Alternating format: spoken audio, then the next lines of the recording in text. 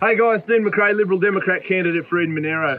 I'm here just south of Cobargo. Yep. Farmer Dan, you've got a business? Yeah, we run Epic Chicken, just a pastured, free-range chicken business down here in the Bega Valley. Mate, it's a beautiful location, and you've got how many chooks do you run? At the moment, we've got about 600 or 700. We lost our breeding flock in the fires. We probably lost a good 50-60%.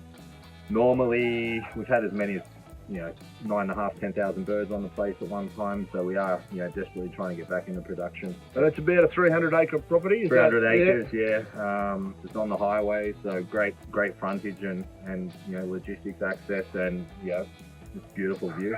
Mate, it's a cracking view. Really, really lovely. I mean, the side over here to my right, as you're watching there, we can see where the fires really made a big impact on you guys. You guys got smashed. Yeah, exactly. So, the morning of, there's probably, 40 odd kilometre fire front came through. Our street, just our little street here, we lost about 10 houses. Corma, 2 k's down the road, smashed, I think 13, 14. It was pretty serious on the day. Unbelievable, mate. And any people close to you lose their lives in the fire? I mean, thankfully not. I had 2 neighbours ended up in ICU.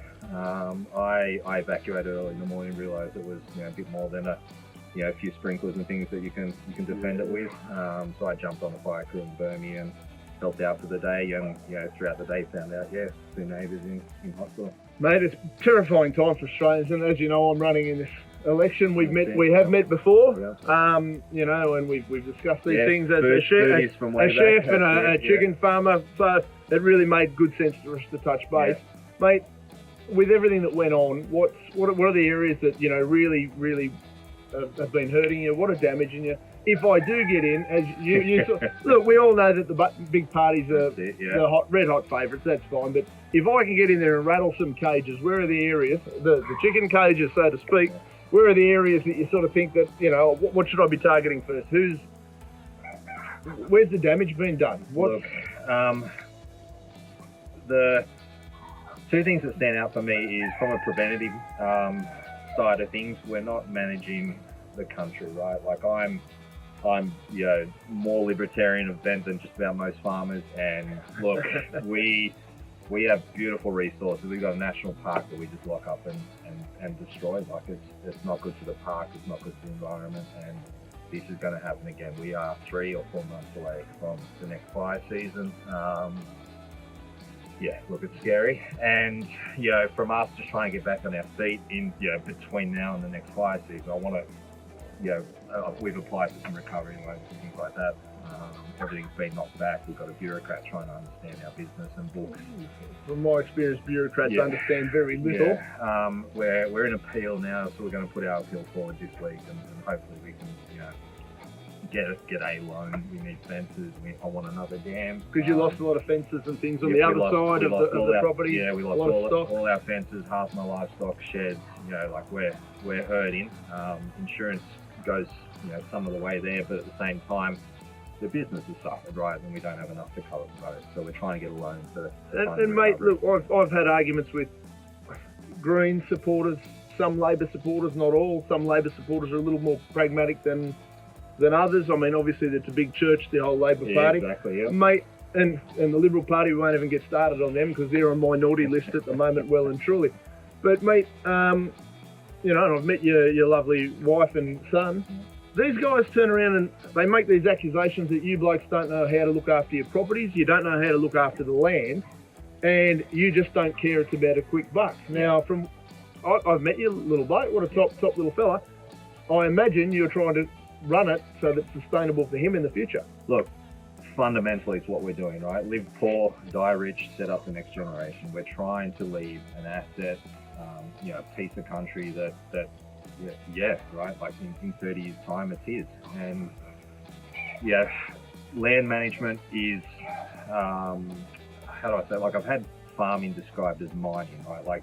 There are some farming practices that we're raping the earth, right? It can be bad, but at the same time, guys like us that are trying to repair the country, put topsoil back in, sequester carbon, right? We're doing a lot of really good things here, water management, things like that. we intrinsically want to leave it better to the next generation. Yeah, and you've got solar panels and stuff everywhere, so it's not like as a farmer you're out here going, right, rape and pillage the land. Exactly, right? We're thinking as far ahead as we can, and it's not just about And I imagine probably 80 to 90% of farmers, to their capabilities, think the same. I don't know too many farmers. There's obviously the odd lunatic.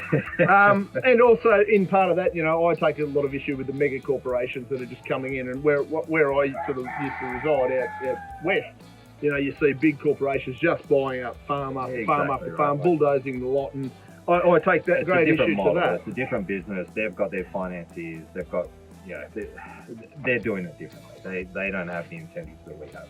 No, that's right, and it worries me that we're selling a lot of our land off to China and other countries, and the priorities concern me. You got any worries about that sort of stuff? It's getting harder for young people. I wouldn't have this place if it wasn't for the thank of mum and dad. And we still might lose it, right? We don't have enough behind us for another hit like this. And I think down here it's running about $10,000 a hectare. You can't get in and make money with that. Things are getting harder and harder for young people. Exactly right. It's the young people who are more motivated to farm like we are.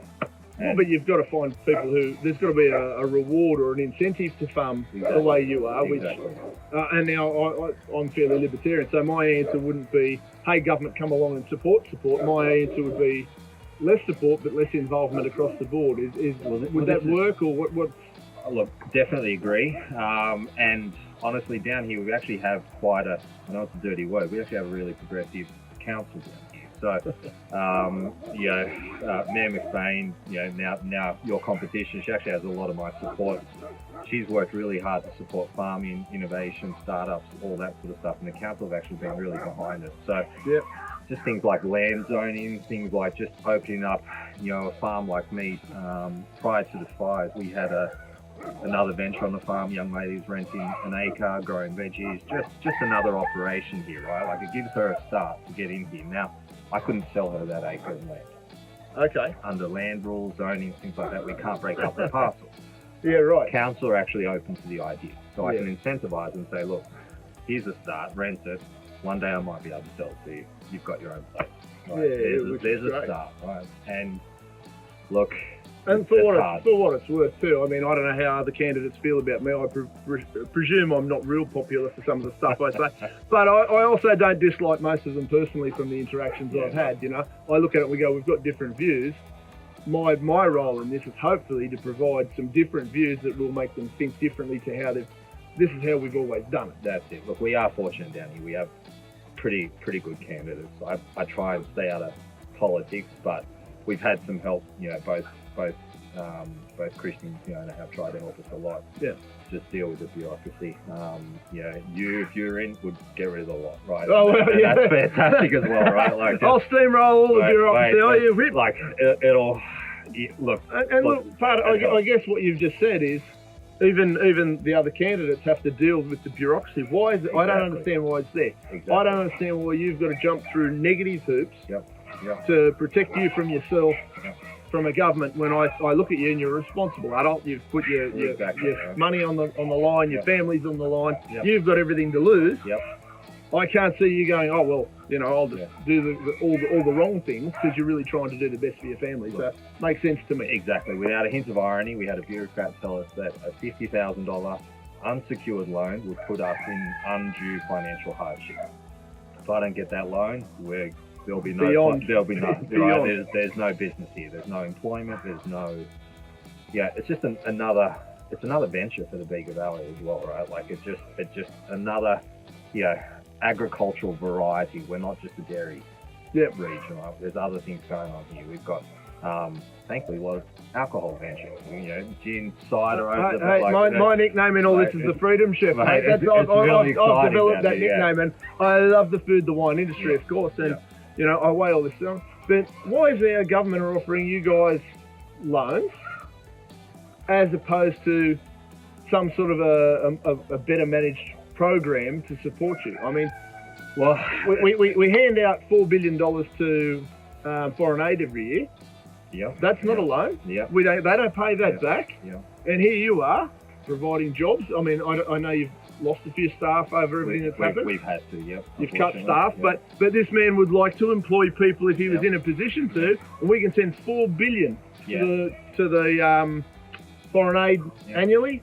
We send, I think, tobacco excise this year was $16 billion budgeted in. This will be funny, vape, right? Vape, yeah. But I mean, that's what they're projecting to make from tobacco excise this year. Yet they can't put up 50 grand to keep you in business. Yeah. And I'm not a handout guy. Yeah, but if we are going to be, if government's going to be handing out money to anybody, I want to see them handing it out to you, as opposed to the Philippines. No offense, Philippines. I'd love to do business with you, but you're not our problem. Yeah. Looking after these hard-working families and it's not either or, right? Like we would give it back tenfold. So it's not like that's money that's gone, right? Like it's your farm develops, you're creating jobs, and it's not just the job directly. Yeah. It's the food chain jobs, it's the truck driver, the logistics, exactly right. It's the end user, the chefs who are buying your chickens. There's all these people involved that are still operating, and of course the Aussies who get deep this project. Yeah. So I've got a big issue with the fact that we give so much money away to other countries. Yep. World Health Organization, United Nations. It's all questionable, and there's pros and cons, of course. Yeah. But if we're going to give $4 billion annually to other countries, while we're taxing our smokers, $16 billion in excise is the projected revenue for 2020. For anybody who's not sure, my question comes: why can't you get 50 grand to keep you operational? Yeah. And none of us like handouts. You don't like handouts. None of us are hoping for handouts. But I want that debt off my books as quickly as possible. Right? Like the last thing, and it's sort of funny. Like we've got certain government departments, divisions. I don't understand. Like there's people in DPI, there's people in Aussie industry that are backing us because they see what we're trying to do down here and they see the flow and effects. They get it intrinsically. I mean, there's other government departments that are like, well, yeah, I don't know about your loans. You're spending a lot investing in your business. I don't know, and it's left hand not talking to the right. And you sort of touched on something with looking after our own. We've actually had, I've done a few interviews. We've had a lot of ABC media, a lot of things like that. There's actually really consistent message coming across, right? We don't look after our own. There's so many people down here that are suffering. And we could be a wealthy nation. We could actually have a foreign aid budget, and we could actually look after our own, but we don't because the bureaucrats in the middle just whistle it all away. And we all know how I feel about bureaucrats. They all should be taking a pay cut. So should all the politicians, guys. These guys are suffering, and this is the sort of BS, and I'm allowed to say BS because I'm an anti-poly. And they're the areas that wind me up. That's what I got into this race for. I didn't jump into it because I go, I want to be a politician. I got into it because somebody needs to start providing a reality check to the bureaucrats and the politicians who, they obviously support a certain amount of this bureaucracy or it wouldn't be there. They need to start going, why are you in this job? What are you providing for these people? I've got a bit of a theory that we could eradicate probably 50% of the bureaucracy and 50% of the politicians tomorrow and nothing would change. Nobody would be any the wiser.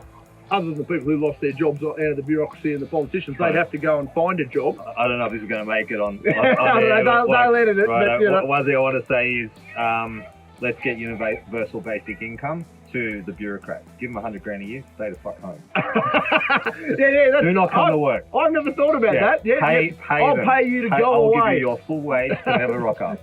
Right, done. Yeah, done. And we'd be so much more productive. So I'm suspecting that you generally don't support the universal basic income as a general. Neither do I, because somebody eventually has to pay for it. Exactly. Somebody's got to pay the piper, and everyone always misses that. They think we just print off money. And anybody who knows anything about a basic economy and can count knows that that's not sustainable. Venezuela will tell you all about it.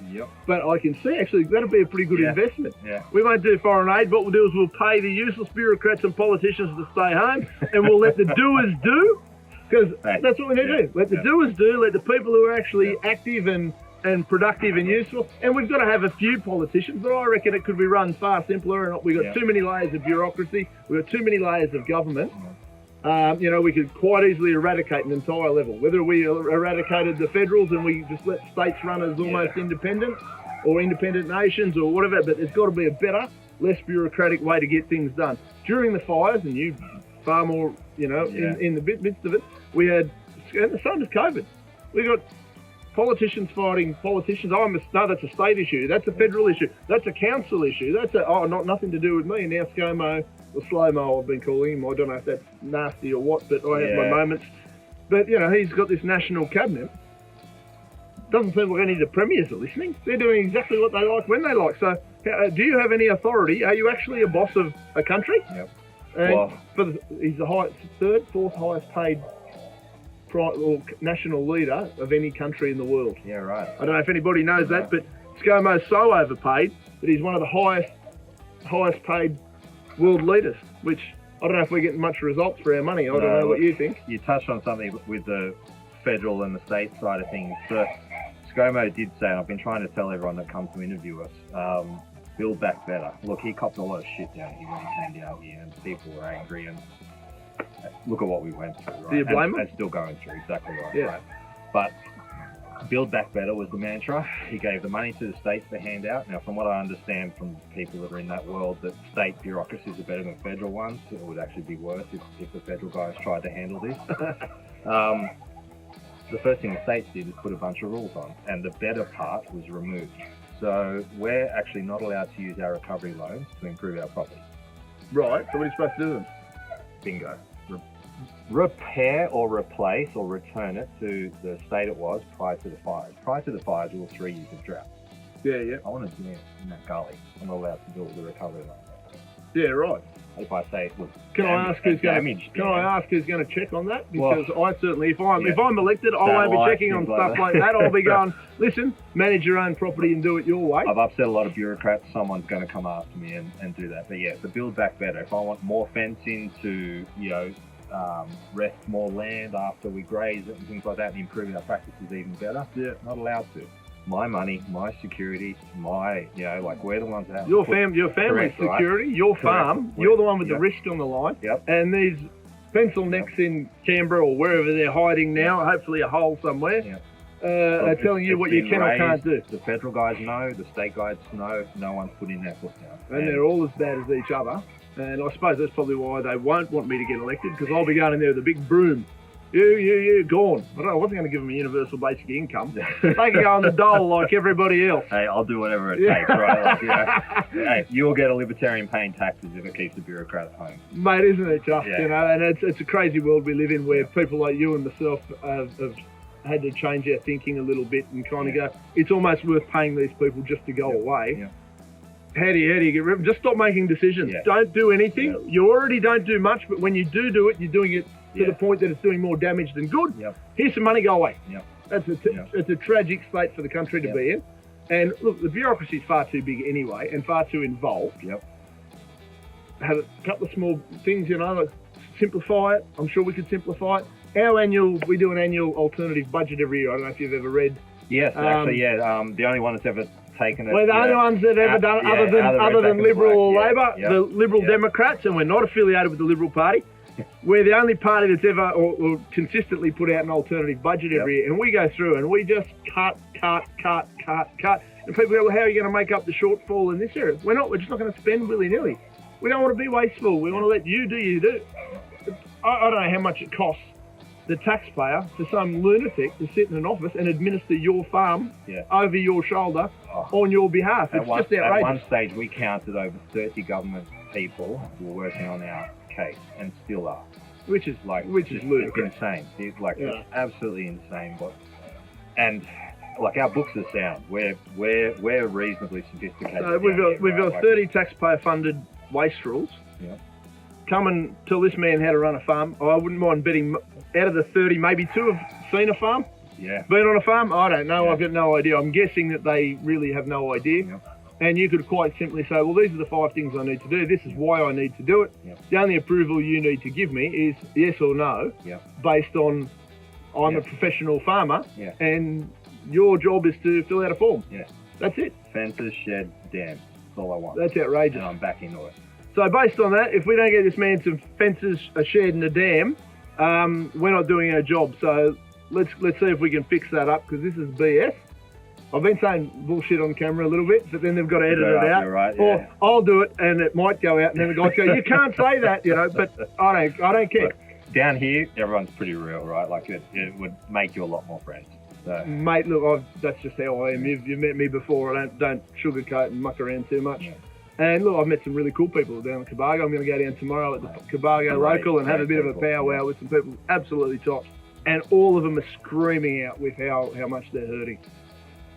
Look, there's been some mental health issues. There's been some suicides. The delays are worse than the fires, right? And we all know it's coming again. You know, our local RFS, I spoke to them the other day, I wanted to do some burning. They said, look, we're cutting you'll need a permit a month earlier than normal. The season this year is worse than last year. Of course. And that's on everyone's minds. And we haven't, it's nearly 6 months after the fire, I'm still fighting bureaucrats for the recovery. Like, we are on the back foot coming into another one. Yeah, no, look, it's unbelievable, guys. So this is Dan. Anyone who wants to support his farm, where do they find you? How do they do it? Epic Chicken Co on Facebook. Follow our madness. We're complaining a little bit too much at the moment. Whilst just trying to share our story.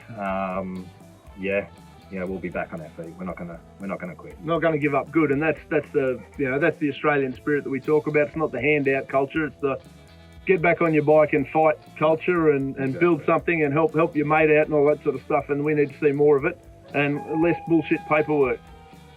Yeah. So please, thanks for your time, Dan. Thanks, mate. Appreciate it, mate. Thanks for coming out and seeing us.